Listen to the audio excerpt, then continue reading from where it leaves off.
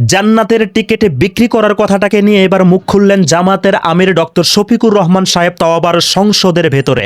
সংসদে টিকিট বিক্রি একটা কথা উঠেছে। আমার একটা টিকিট বড়, আপনাদের কারো কাছে আছে? জি অবশ্যই আছে। জামাত শিবির নামক সেই সংগঠনের মধ্যেই আপনাদের সংগঠনের পক্ষ হতেই জান্নাতের টিকিট দেওয়া হয়। আজকের এই ভিডিওতে তা আমি প্রমাণ করে দেখিয়ে দেব ইনশাআল্লাহ। রুকো যারা, সবার করো। জামাতে ইসলাম করাটা আপনার আমার নৈতিক দায়িত্ব। নৈতিক দায়িত্ব। জামাতে ইসলাম নামক সেই সংগঠনটা করা আপনার আমার জন্য নৈতিক দায়িত্ব, কিন্তু কেন? কি জন্য?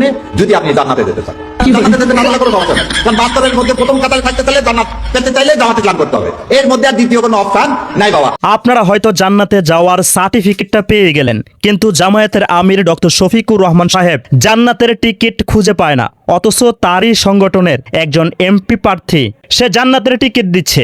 জামাতে ইসলাম নামক সেই সংগঠনটা করা আপনার আমার জন্য নৈতিক দায়িত্ব। কেন? যদি জান্নাতে যেতে চাই, তাহলে কি জান্নাতে যাওয়ার জন্য জামাত শিবিরের পক্ষ হতে টিকিট দেওয়া হচ্ছে না? প্রশ্ন রইল জামাত ইসলাম নামক সেই সংগঠনের ভাই ও বন্ধুদের কাছে। আপনারা যে জান্নাতের টিকিট বিক্রি করেন, এটাই হচ্ছে তার প্রমাণ। গজব বেইজ্জতি। তারপরেও কিছু জামাত শিবিরের অন্ধ ভক্তরা আমাকে এসে গালাগালি করবে, আমার কমেন্টে উল্টাপাল্টা কথা লিখবে, তাতে আমার একটা পশমও সেরা যাবে না, কারণ আমি এখানে সত্য কথা তথ্য সহকারে তুলে ধরেছি। তোমরা যদি পারো এই সত্যটাকে ঘুরিয়ে দেখাও।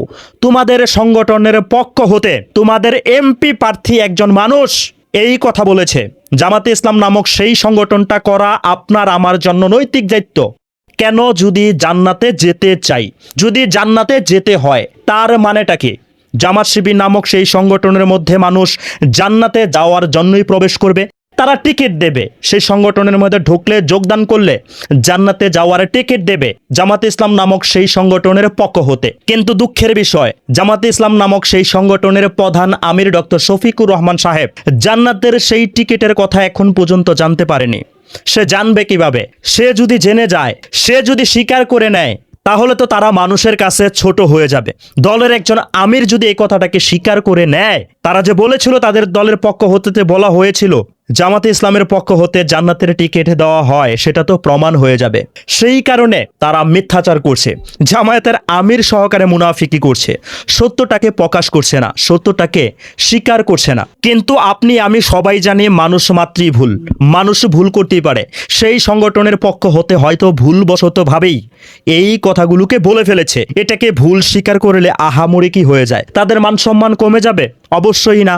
কিন্তু তারা কখনো ভুল স্বীকার করবে না, কারণ তাদের উপরে অতীতেই এই লকআপটা ছিল, তারা একটা মুনাফিক। কারণ মুনাফিকরা কথায় কথায় মিথ্যা কথা বলে, যে কারণে তারা এখনো মিথ্যাচার করছে, সত্যটাকে স্বীকারই করছে না। তাদের এই মুনাফিকি আচরণটাকে আপনি কিভাবে দেখছেন? তারা কি কখনোই মুনাফিকি ছাড়তে পারবে না? আপনার মতামত অবশ্যই কমেন্টে লিখে জানিয়ে দেবেন। জামাত শিবিরের পক্ষ হতে জান্নাতের টিকিট দেওয়া হয়েছে নাকি দেওয়া হয়নি?